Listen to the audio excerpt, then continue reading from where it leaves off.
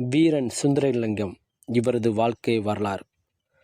தளபதி சுந்தரலிங்கம் தமிழ்நாடு தூத்துக்குடி மாவட்டம் கவர்னகிரி என்னும் ஊரில் பிறந்த விடுதலை போராட்ட வீரர்.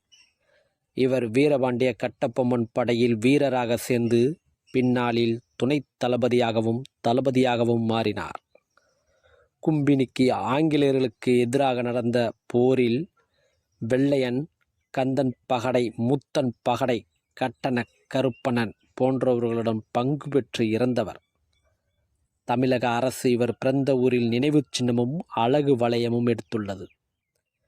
மேலும் நினைவாக முதுகுளத்தூரில் இவருக்கு ஒரு சிலை வைக்கப்பட்டுள்ளது. சுந்தரலிங்கம் தேவேந்திரகுல வேளாளர் இனத்தைச் சேர்ந்தவர்.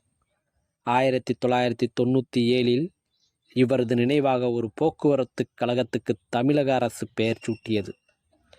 இதனை சாதி வெறியர்கள் ஏற்க மறுத்ததால் தமிழ்நாட்டின் தென் மாவட்டங்களில் சாதி கலவரம் ஏற்பட்டது. இதனால் தமிழ்நாடு மாவட்டங்கள், போக்குவரத்து கழகங்கள் ஆகியவற்றிற்கு இடப்பட்டிருந்த அனைத்து நபர்களின் பெயர்களும் நீக்கப்பட்டன.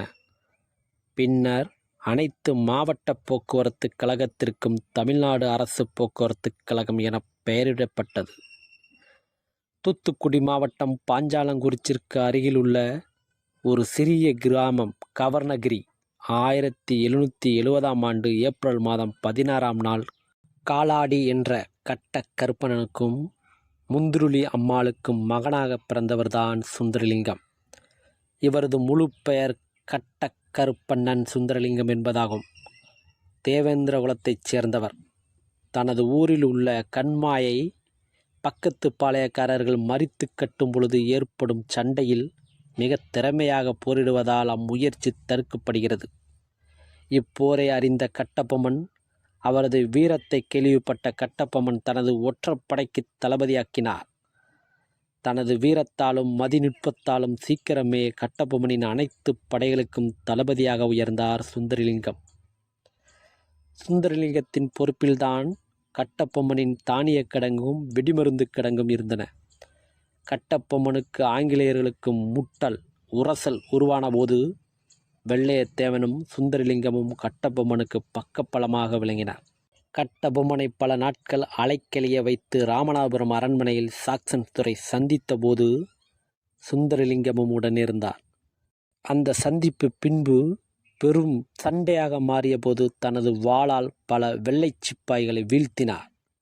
இதையடித்து கட்டபொம்மனை அழிக்க வெள்ளையர்கள் 1799 பாஞ்சாலங்குறிச்சி மீது படையெடுத்தார்கள்.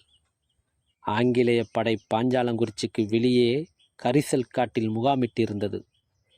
பீரங்கிகள், வெடிகுண்டுகள், துப்பாக்கிகளுடன் வெள்ளையர்களின் படை குவிந்திருந்தது. 1799 செப்டம்பர் 8ஆம் தேதி சுந்தரலிங்கம் தனது முறைப்பெண்ணான வடிவுடன் ஆடி மேய்ப்பவர்களைப் போல வேடமடைந்து வெள்ளையர்களின் வெடிமருந்து கிடங்கு பகுதிக்கு போனார்.